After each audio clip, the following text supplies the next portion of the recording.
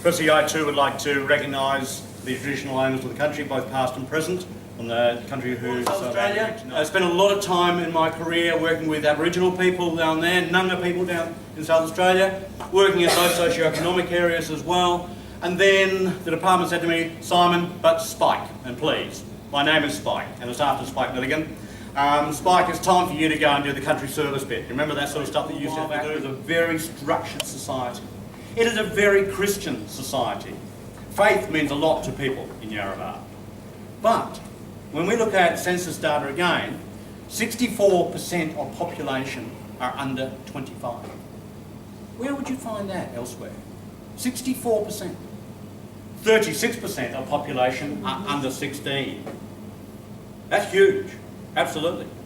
0.03% of population are over 65. Who's running the town? Children. So no wonder there is some dysfunction. So that's my challenge.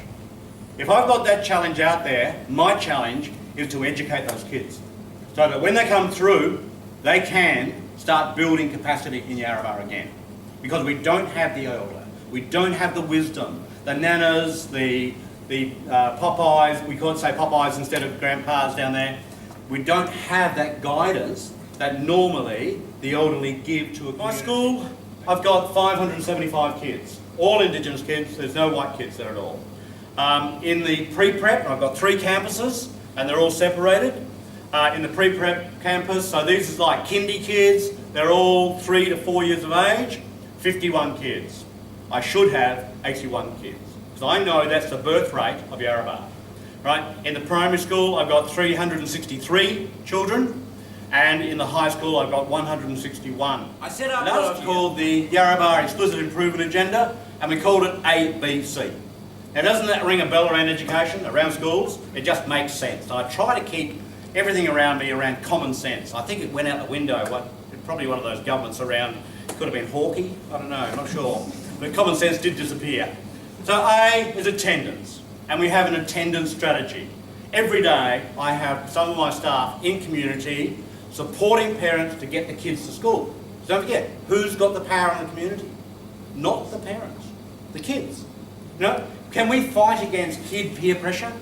Think about the tantrums that you see in the chemist or in the supermarket. The literacies that they experience in their life, just living in suburb.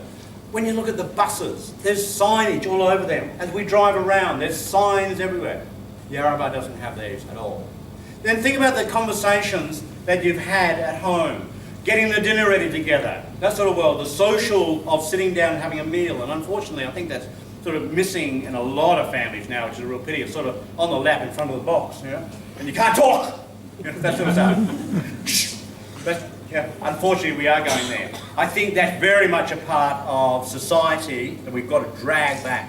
The report on the day, the debriefing, the talking about the issues, you know, that sort of world. And the boss was on my shoulder today, that sort of world. You've got to get it out.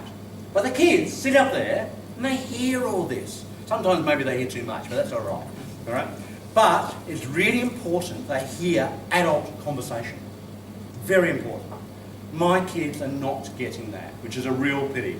And it's a real impediment to their growth of vocabulary. Excuse me. Vocab is enormously important if one is to progress in reading, and then, of course, in use of literacies. It's a major impediment. The other one that we face is comprehension of that. That's why I say, put it in another context, explain it, bring it back.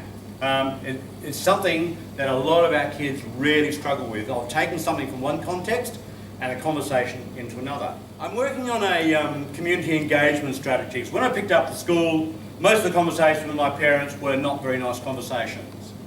When you've been to school and you've probably been flogged, the handout, you guys would know that era of the cane, that sort of world, and you've probably been kicked out of school by the time you got to grade 3 or grade 4 or grade 5, your experience about coming into school could be fairly threatening. You could be pretty worried.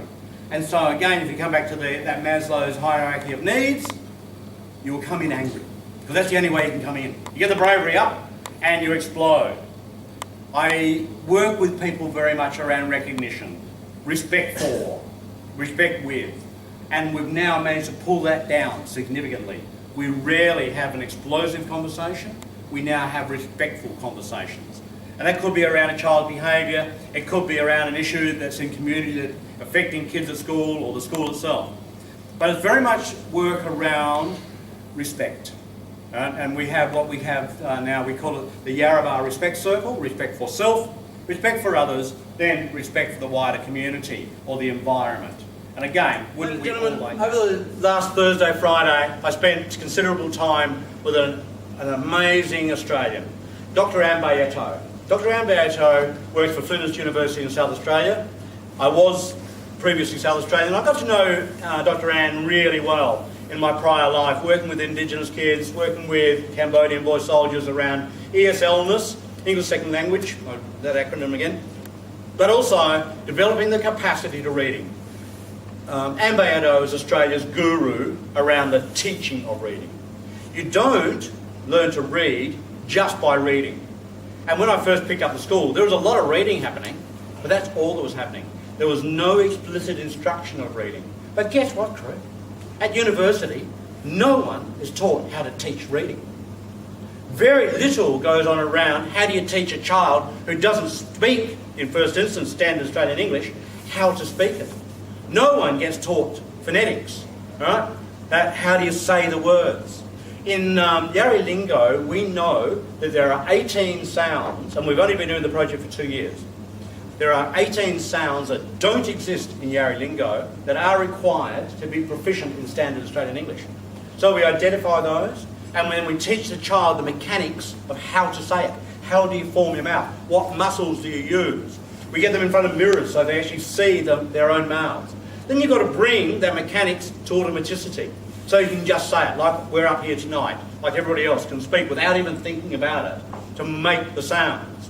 That's one of the tasks we have. I've been working with Anne over the last few years, and she, I believe, will now take on Yarrabah State School as one of her project schools. She teaches in Australia, she teaches in Singapore as well.